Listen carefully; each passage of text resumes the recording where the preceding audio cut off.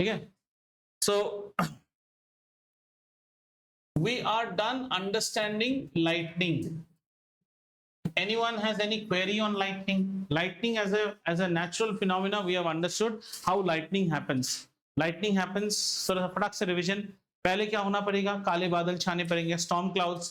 Storm clouds क्या होता है? डार्क हेवी क्लाउड्स होते हैं जिनमें वाटर ड्रॉपलेट्स होता है. As air moves, then the tiny water droplets are taken to the top layer and the heavier water particle, water droplets settle at the bottom.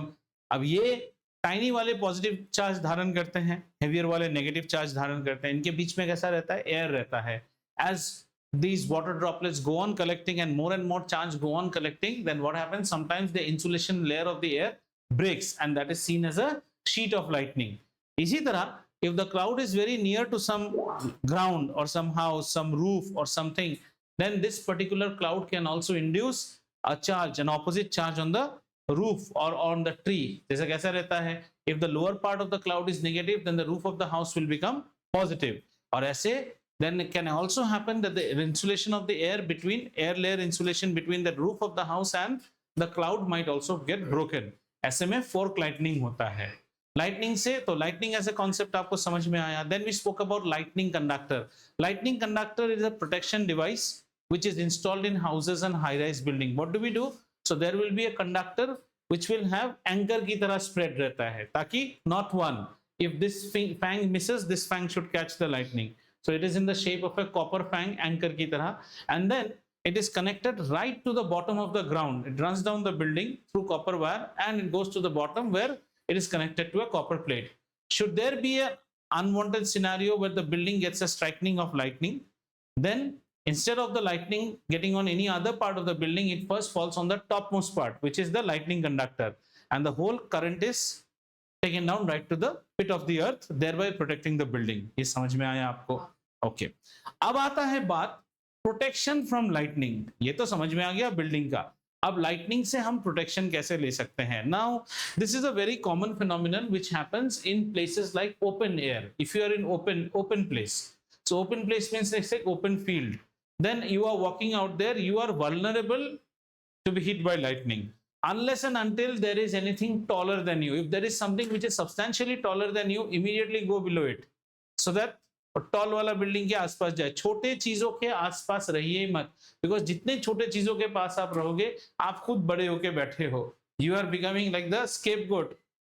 Now what should you do? Should you not find any shelter, we say that the easiest position or the safest position is to brace and squat down. Brace and squat down. Brace मतलब समझ गए ना? पांव पकड़ के squat down.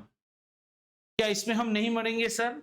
Chances तभी भी है, लेकिन थोड़े कम चांसेस है. स्क्वाट मतलब अपने आप को जितना हो सके छोटा कर लो. कोई भी तरह का पिलर, एनी मेटालिक चीज को नहीं छूना है, एनी ट्री को नहीं छूना है, बिकॉज इट कैन गो. हाँ, ट्री तो जल जाता है ना, लाइटनिंग आ जाता है तो उसका इंसुलेशन भी ब्रेक हो जाता है, ऐश हो जाता है पूरा tree in that time. So if you are indoors, remain indoors. Do not touch any wires and all those things at that time. Preferably if you are running some television or something, switch them off, because if high current comes, television itself will get damaged. But if you are seeing programs and all, nowadays in cities there is not an issue. This problem happens only in open field and open places, hilly places, where आप ऐसे नहीं सुनोगे कि किसी metropolitan city में lightning strike होने से किसी की डेथ हुई. कम होता है, लेकिन आप पहाड़ी अंचल में ये सब बहुत कॉमन है. It's very common. So that's the thing. You are not supposed to touch any metallic. It's simple. The more metallic you are touching, the more vulnerable you are becoming. तो आप घर के अंदर हो, you are safe. but किसी खुले जगह पे हो, try to squat down. That is the best position. Right. Now this topic of lightning से इससे ज्यादा और हमारे बुक में है नहीं. Now we come to the topic of one more device called electroscope. इसको थोड़ा सा समझ लेते हैं. What is an electroscope? An electroscope is a device. ये एक simple device है to detect the presence of charge on a body. और ये बॉडी हमेशा कैसा होना चाहिए? इंसुलेटर टाइप बॉडी होना चाहिए. बिकॉज प्लीज रिमेंबर, कंडक्टर अगर हो गया ना तो कंडक्टर को आप पकड़ के रख ही नहीं सकते. आप जैसे ही पकड़ोगे कंडक्टर खुद क्या हो जाएगा? डिस्चार्ज हो जाएगा आपके बॉडी से। तो इलेक्ट्रोस्कोप कैसे, इलेक्ट्रोस्कोप जस्ट बताता है कि आप चार्ज हो कि नहीं। However electroscope cannot tell whether the charge is positive और नेगेटिव, ये नहीं बोल सकता है पॉजिटिव है या नेगेटिव है। It can only tell you about like charges and unlike charges, बस इतना ही बता सकता है और उससे ज्यादा नहीं। So how does an electroscope work? So typically an electroscope is like you can make it at a home also. ऐसा glass jar एक ले लिया, ऐसा glass jar। Glass क्यों लेते हैं? Because glass is something through which you can see, plus it is an insulator. On this glass jar you can cover it with a cardboard. ऐसा cardboard से cover करके what we can do, you can insert a small metallic pin, इसमें insert कर दो। एक pin को ऐसे insert कर देते हैं, ऐसे एक pin को insert कर दीजिए, right? And on this pin, ऐसा bent एक pin है, and on this pin what you can do, you can put two aluminum foils, it's just like a foil, इसको bend करके रख लो, ऐसे bend करके एक aluminum के foil, just a foil, उस foil को bend करके रख लो। foil means ये जो आप हैप्पी बर्थडे में फोड़ते हो ना, ऐसा स्प्रिंकल करके निकलता है, वैसा एक पतला very light aluminum foil को ऐसे। so just see, this is aluminum foil and this is the pin, right?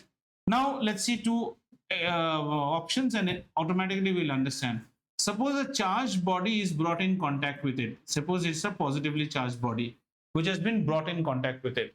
तो कैसा हो जाएगा? The positive charge will now run down through this metallic clip and it will then go and land up on both the fangs of that aluminum strip. Now both the fangs will find what? Positive charge, positive charge. तो इसमें आपका क्या हो जाएगा? दोनों fangs will move apart. That shows that the body that you brought in contact with the pin is a charged body. Suppose this is an uncharged body, वो fangs में कुछ नहीं होगा, वो fangs को कुछ नहीं होगा। And say suppose this is the insulator, say suppose by some way you have touched this insulator and you are standing with empty foot on the ground, so the entire charge now will run down through your body. These fangs will again come close to each other, normal position. An electroscope can only tell whether the body is charged or not. Instead of positive, you can bring a negatively charged body also. So what happens when charged body is brought in contact with the pin of the electroscope? The charge travels from the body to the pin, because the pin is a conductor, and then to the two aluminum strips. It's two strips. तो दोनों strips में same charge आ जाता है। Same charge आती बोलता है ये इसके भाई और इसके जैसा रिलेशन, चल हट तू यहाँ से, ऐसा। और जैसे चार्ज आप हटा दोगे नॉर्मल आ जाए, नॉर्मल जगह पे। That's principle of an electroscope, इससे ज्यादा और कुछ नहीं है। So an electroscope is a device which is used to detect the presence of charge on a body. Electroscope consists of a glass jar, simple electroscope, and has two small aluminum strips which are connected to a metallic pin. A charged body can be brought in contact with the metallic pin. In such a case, the charge flows down from the body to the metallic pin, thereby to the two strips of aluminum, and since they become same charged, so the two strips repel each other. So to see whether you have this body से वो body में ज़्यादा charge था कि नहीं देखने के लिए, more will be the repulsion. That only it can tell, but it cannot say the type of charge that you brought, it was positive or negative. वो नहीं बता सकता है। ठीक है?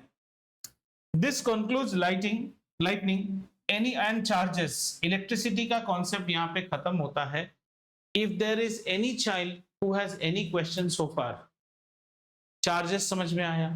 थोड़ा सा फटफट रिवीजन कर लेते हैं। चार्जेस होता क्या है? फंडामेंटल प्रॉपर्टी ऑफ मैटर होता है।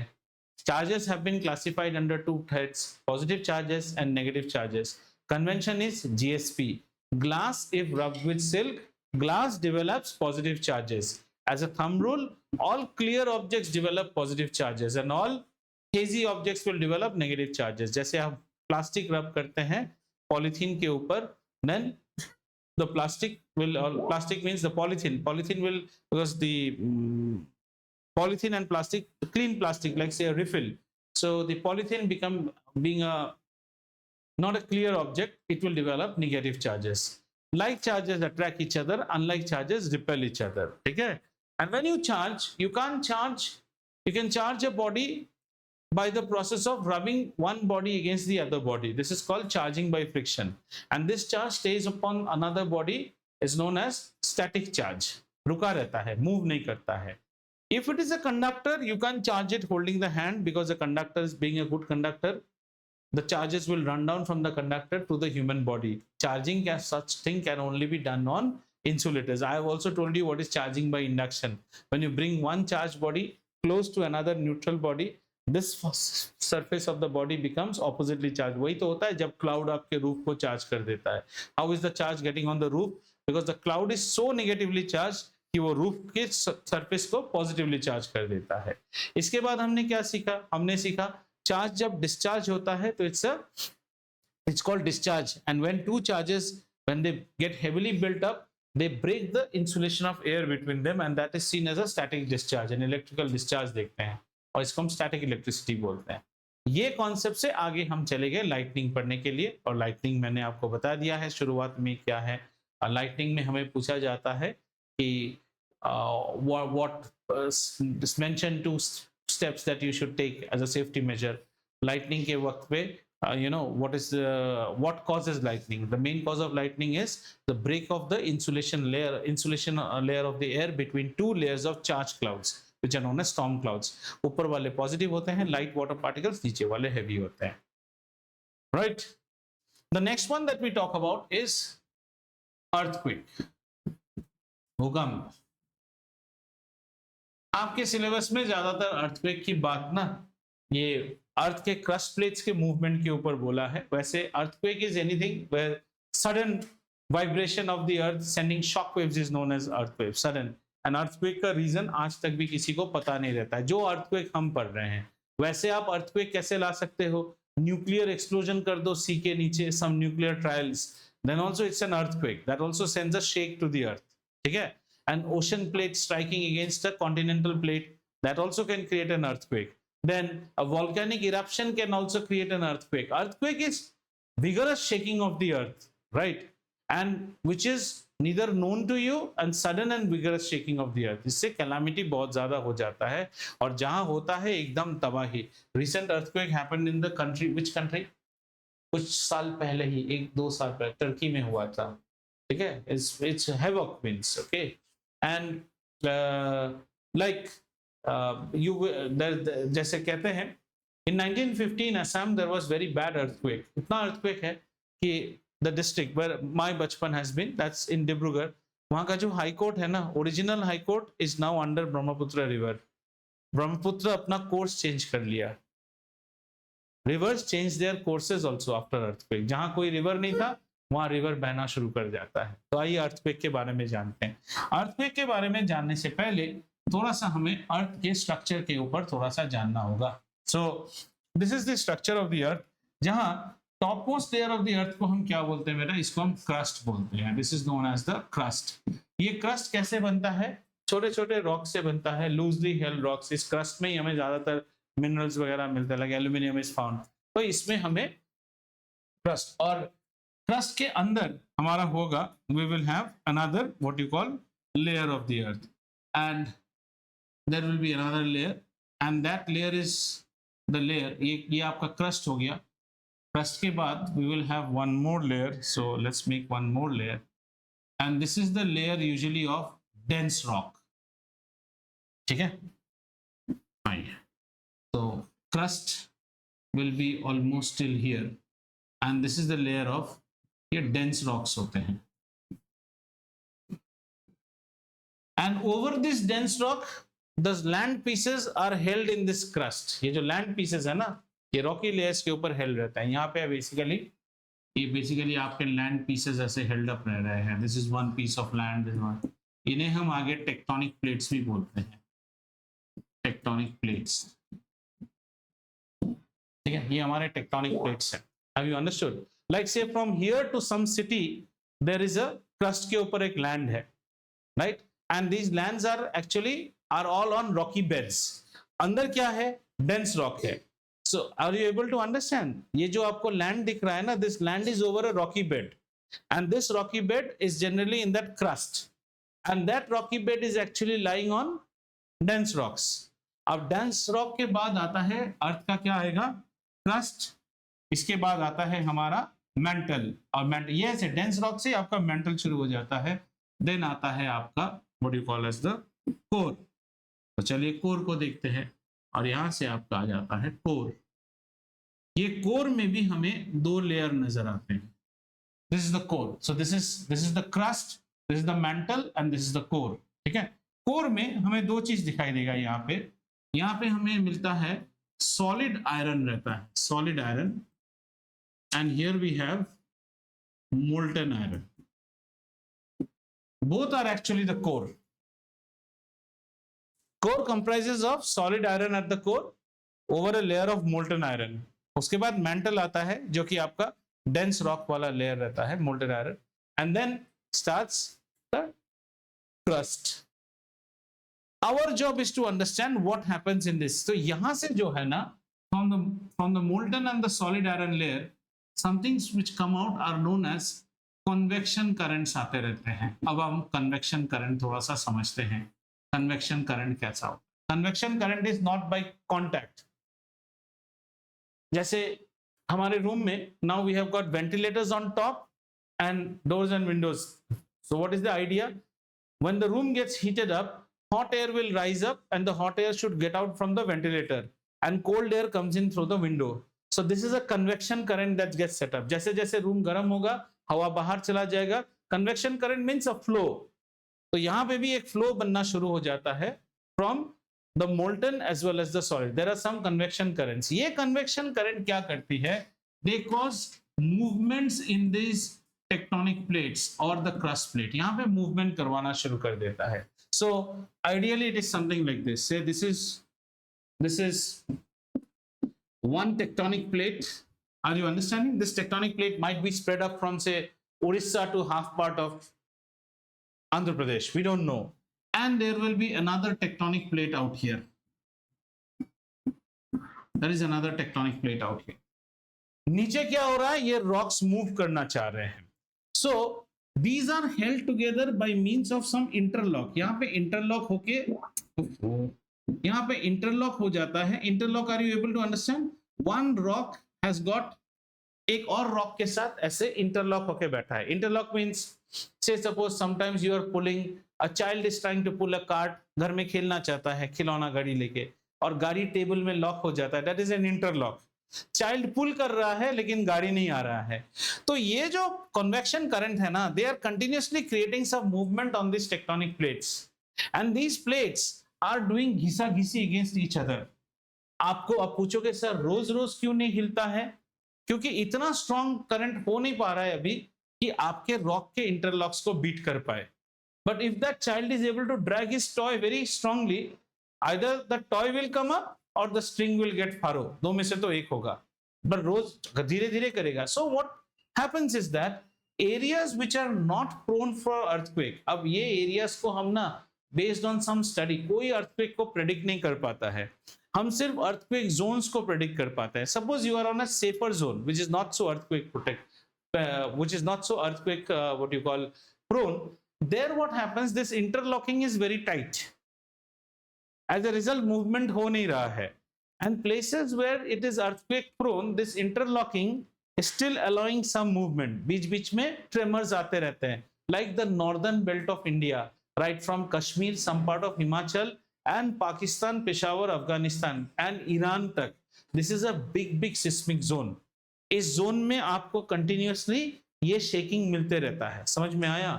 And sometimes what will happen, there might be so much of convection current flow that the two layers of land are able to break apart that interlock, and when they break apart that interlock, the land separate releasing large amount of energy.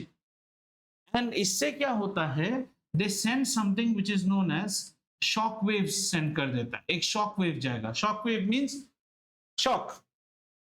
This is causing that sudden trembling of the earth. अर्थ जो हिलना शुरू हो जाता है ना, अर्थ को एक झटका लग गया है, और इसको हम कहते हैं, these are known as seismic waves.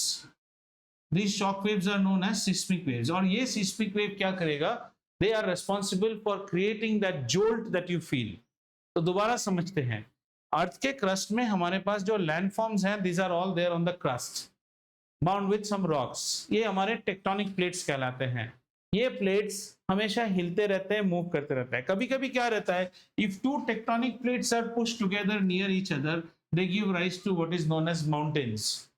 जैसे हमारे हिमालयन रेंज में हर साल आप सुनोगे हिमालय थोड़ा होने से भी ऊंचा होता जा रहा है। कैसे ऊंचा हो रहा है? ये दोनों साइड से कहीं से पुश खा रहे हैं, पुश खा खा के ऊपर जा रहा है। कभी ना कभी क्या होगा, एक पुश देते, do you know where the Himalayas are today? Once upon a time, billions of years ago, there was a sea there. How many of you know that? There was a sea called Tethys. T-E-T-H-Y-S. ये सब landform है। किसी भी landform को देख के आप समझ सकते हैं। अभी जैसे हम रहते हैं कहाँ? डेक्कन प्लेटू में। हैदराबाद को डेक्कन। डेक्कन कैसा है? रॉकी है। यहाँ पे आप खोद खोद के इतने फसल नहीं लगा पाओगे। Whereas if you go to the Gangetic Plain, there is a Gangetic Plain. वो प्लेन क्यों बना? वो एक जमाना में सी था वहां पे। And then lot of changes happen earth mein, and do you know the concept of Pangea? P-A-N-G-E-A. The whole cluster of land was together and then the land separated. If you actually see how the separation happened, एक तरफ south America का अगर आप side देखो और एक तरफ Africa का साइड देखो ना, जिक्सॉ पजल की तरह एक दूसरे को आके मीट करने जैसा रहता है। हाँ, इंडिया ये सब मिला हुआ रहता है। Then there are, have you seen up to Indonesia, you will find one type of vegetation and animal, and then suddenly there, I'm forgetting the name, that's called, there is a circle, there is a line and the name of one scientist. उस line के बाद से पूरा animals change हो जाता है। The animals in Australia are completely different from the animals that you see on this part of the earth. Why don't you see the giant lizards and reptiles on this part? तो ये पूरा story अगर आप देखते जाओ, यहाँ पे this movement keeps on happening. So two tectonic plates or two land plates, as we say, they are continuously in movement, and this movement is caused due to the convection current sent out from the core. The core has solid iron as well as molten iron. These convection current will cause the tectonic plates to move against each other. Now sometimes they might be on an interlock, so you don't see any movement, but however if the interlock is not very strong, then there will be suddenly some time the current might be so strong so as to move one layer against one layer and separate from each other. During that separation, large amount of energy is released and shock waves are released, which causes the earth to shake. कोई भी अर्थ का undefined unexpected shaking को ही earthquake बोला जाता है। ये earthquake कैसे आया? टेक्टोनिक प्लेट्स के मूवमेंट से। वहीं वोल्केनिक इरप्शन अगर हुआ ना तो भी अर्थक्वेक होगा, वो और ये अलग है। वोल्केनो यू नो, लावा वावा निकल के इरप्शन हो गया। अच्छा, दूसरा, अगर आज के जमाने में लाइक मेनी पीपल से tsunami was created, there was some nuclear explosion, somebody says yes, somebody says no, we don't know. अगर किसी ने कोई न्यूक्लियर एक्सप्लोजन सी के नीचे कर दिया ना तो भी अर्थ हिल जाएगा, गड़बड़ तो होगा। जस्ट इमेजिन, ये बिल्डिंग के नीचे कोई अगर बड़ा सा ड्रिल लगा के ड्रिलिंग करना शुरू करे, यहाँ में कांपना नहीं शुरू हो जाएगा ये बिल्डिंग? तो वैसा है। That can also, another way of earthquake that we say is like there are two type of plate, ocean plate and continental plate. ये हायर साइंस में हम पढ़ते हैं।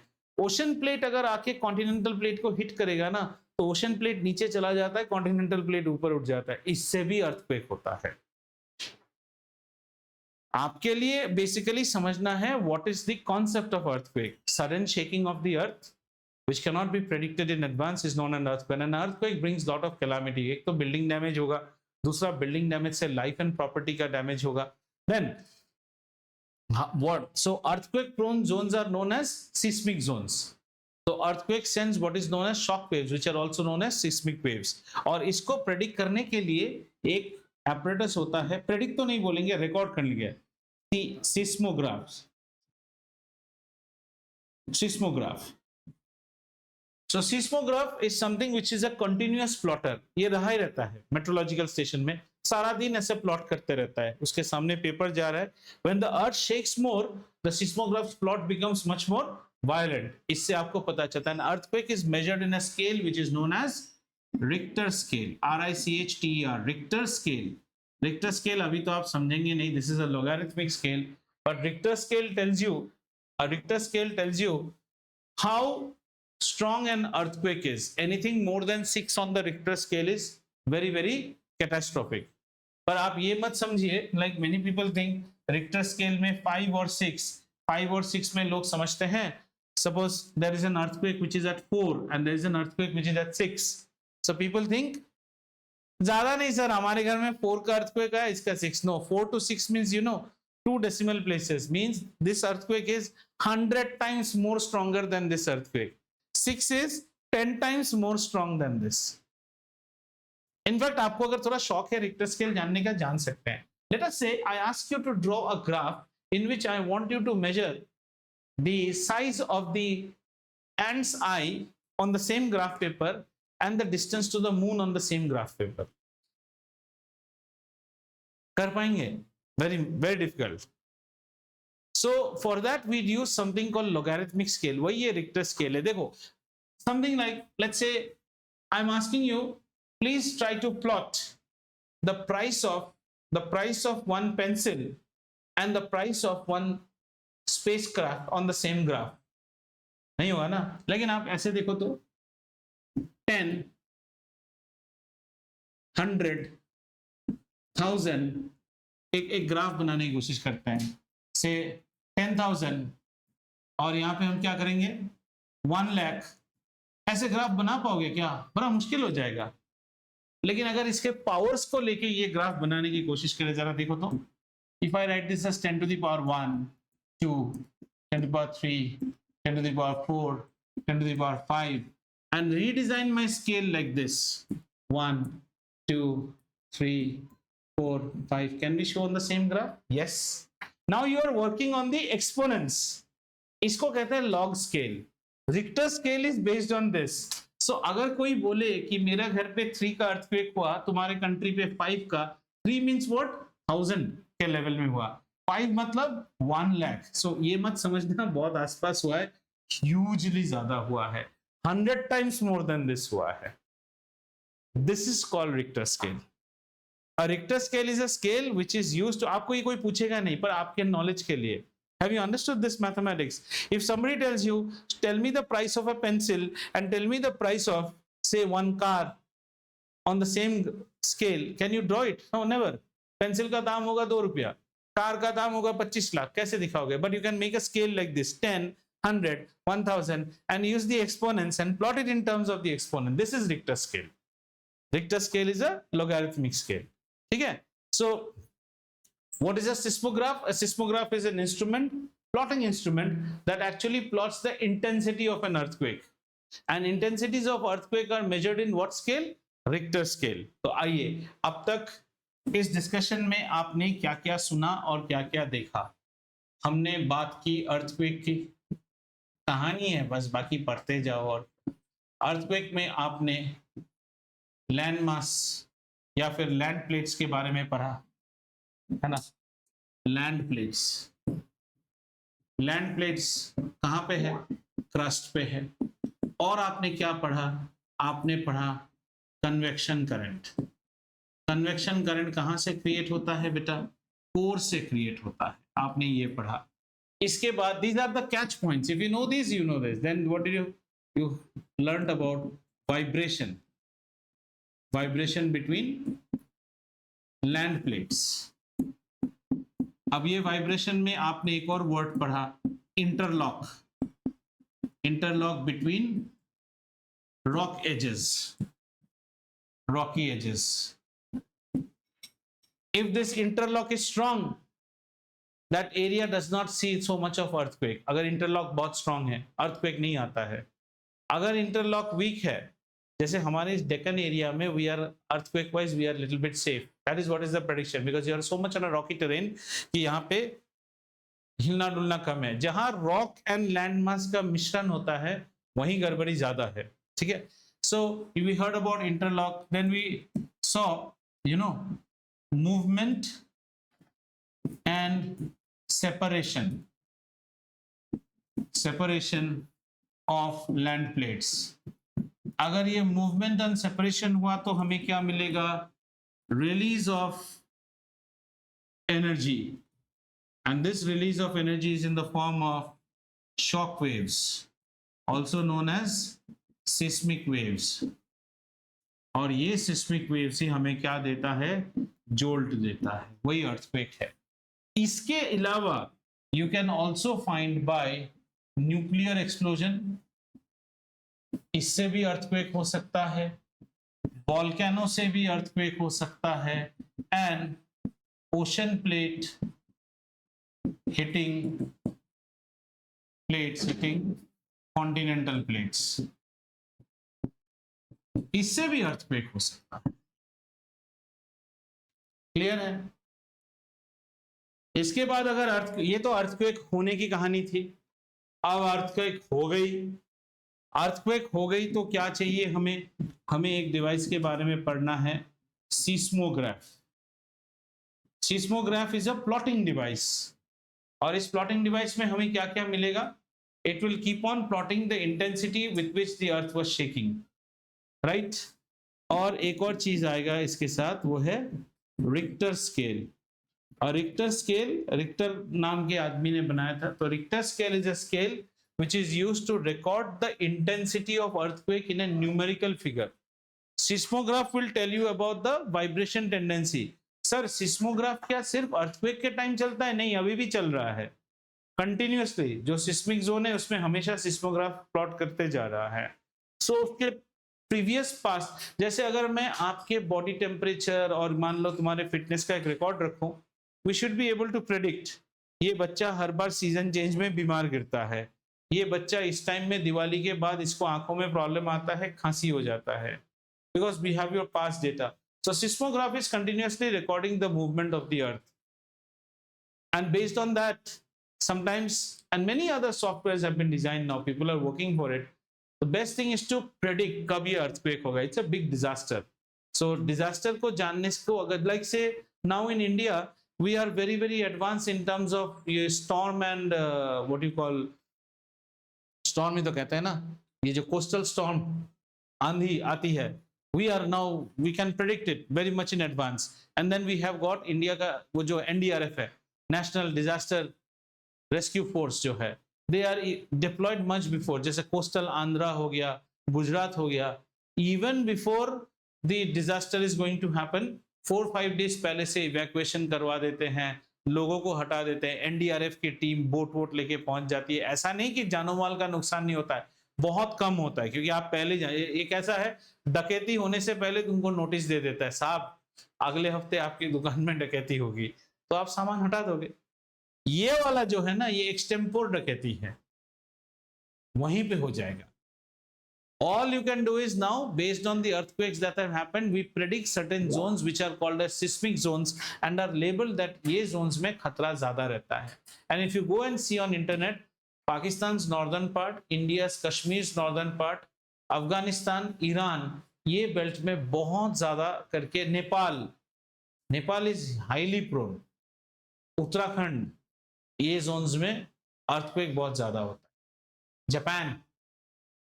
Japan also has volcanic eruption also, ठीक है ना?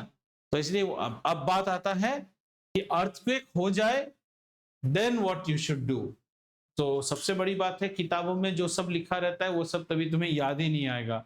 सब लोग भाग रहे होंगे, तुम भी उनके पीछे बेवकूफ की तरह भाग रहे हो। हाँ, वो सब तभी याद आना पड़ेगा ना। सो अर्थक्वेक होने से the thing is to protect yourself. First thing, what will happen? Imagine we are on a high-rise building. So high-rise buildings are nowadays constructed as earthquake proof. Earthquake proof कैसे करते हैं? बिल्डिंग के base को इतना strong करते हैं, foundation को excessive concrete and RCC देके, खर्चा बढ़ जाता है ताकि ये earthquake resistant है। We are now quite high. We are 19 floors. 19 floors और सामने वाला कितना 35 या 40 floors हो रहा है। Okay, 40 floors. So 40 floors को जोल्ट को बेयर करना पड़ेगा. So you have to be very strong on the base. But earthquake आना मतलब क्या? The whole foundation हिलेगा। So the first thing is roofs may collapse, walls may fall. So the first danger you will have is that you will get suppressed under loads. People say as far as possible get out of the building if the building is shaking. But sir, what do? I am on 19th floor. अब तो आप get out भी नहीं कर सकते हैं। And building, आप Google में just YouTube में जाके टर्की earthquake के videos जरा देखना। शॉप्स में, like shops which are having like arches gallery type, वहाँ पे key rings and other things are just rolling like this। जो कटलरी के दुकान है ना, पूरा कटलरी ऐसे थक थक थक थक करके गिर रहा है. Any one of you have ever sensed any earthquake? Yeah, because once it happened in Delhi belt and all, Noida, we were there. Literally fan and television means shake करके ये गिर भी जाएगा, इतना तक earthquake, घर फट जाते हैं. So first thing is get out of the building if possible and get into zones which are open. Just lightning का उल्टा है यहाँ पे. Get to open zones where nothing can fall on you. If you are in a building, get under shelter as far as possible. And what is that shelter? Table के नीचे चले जाओ, कोई स्लैब है तो स्लैब के नीचे चले जाओ. स्टडी टेबल ढूंढोगे कहाँ तभी, और अभी ये टेबल के नीचे जाओगे, इसके ऊपर अगर ये तीन गिरा, ये ऐसे ही क्रश होगा. अर्थक्वेक में जानो माल का नुकसान होएगा ही होएगा. All you can pray is that how less it can be. So one of the ways is to get out of the trouble. But sir, you get out of the trouble when you get to know what is the trouble or when the trouble is going to happen. This is going to happen just suddenly. अब सोच लो उस time पे अभी washroom में WC के ऊपर बैठा है, अर्थक्वेक आ गया, WC दो भाग में ऐसे टूट गया ऐसे करके, अभी घुस गया नीचे और डायरेक्ट लैंड कर गया नीचे वाले फ्लैट के ऊपर. ये भाई साहब कहाँ से गिरे? जैसे मैं तो WC से आया हूँ कोरियर लेके.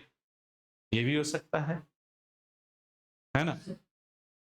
That's like जैसे मिसाइल्स वगैरह हिट करता है. अभी जो यूक्रेन एंड रशिया वॉर हो रहा है, सोए हुए हो, रात को दाम से मिसाइल आके नीचे वाले फ्लोर को मारा, बस नीचे वाला फ्लोर गया, और नीचे वाला गया means the whole building will fall like a deck of cards.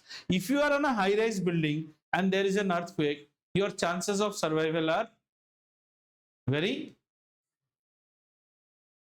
less because आप तो गिरोगे कहीं ना कहीं. So if you are outside, don't go to inside the building. Stand away from the building. Many a time some earthquakes have happened like this also. Earthquake हो गया आज, rescue operation शुरू हुआ, जब रेस्क्यू ऑपरेशन शुरू हुआ है एक और earthquake. Are you understanding? Rescue वाले लोग भी दब गए उसके अंदर. But there are some nature's miracles also where there have been earthquake where somebody has been buried for 3 days and have been recovered alive.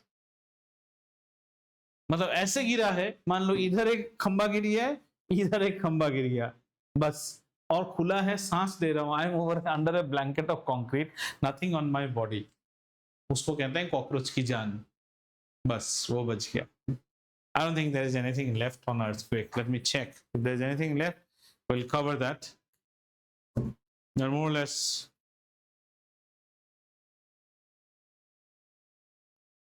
Yeah, that's what. Slide past another and collide with one another. तो ये slide past with one another में हमारा होता है. Slide past with one another में we will be having what is known as interlocks. So Richter scale, the magnitude or intensity of earthquake is expressed on Richter scale. Having 6 or more than 6, 7 is always dangerous. Seismic zones are zones which are more prone. Seismograph instrument which measures and records magnitude of earthquake is not only related to magnitude of earthquake, it continuously records this. And then if you are at home, देखो क्या क्या लिखा है.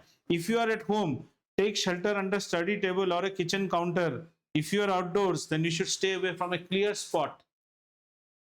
अब payable city में clear spot कहाँ जाओगे? पीरमचेरू lake पे चले जा सकते हैं, वही clear spot. Yes, this concludes earthquake and some natural phenomena, which leaves us with one more chapter called air pollution, which I will not touch now, and I will go a little bit more on mathematics now. Air pollution बाद में touch करेंगे. Okay, so stopping it here now.